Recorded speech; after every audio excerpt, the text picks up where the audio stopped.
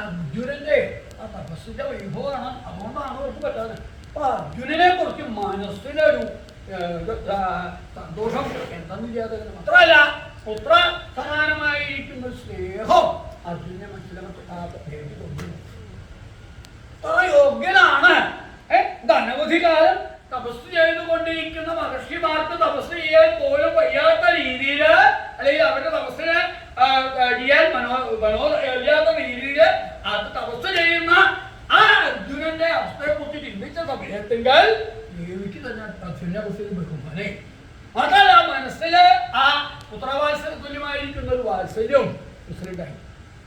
അങ്ങനെ വന്നപ്പോ ഹരം വിജ്ഞാപയാമാസ ആ ഭഗവാനോട് എന്താ നീ കേട്ടിട്ട് ഇങ്ങനെ ഉണ്ടാണ്ടിരിക്കുന്നത്?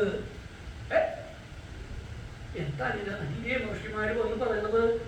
ഇതൊക്കെ കേട്ടത് ഒന്നും അറിയാത്ത പോലെ ഇങ്ങനെ ഇരിക്കുന്നത്. എന്താ ഒന്നും അവരോട് പറയാൻ നീ ആവാന്നോ ഇല്ലാന്ന് എന്തെങ്കിലും ഒന്ന് പറയണ്ടേ? പറഞ്ഞു അവരെ വസ്തു ഒന്നും പറഞ്ഞില്ലേ?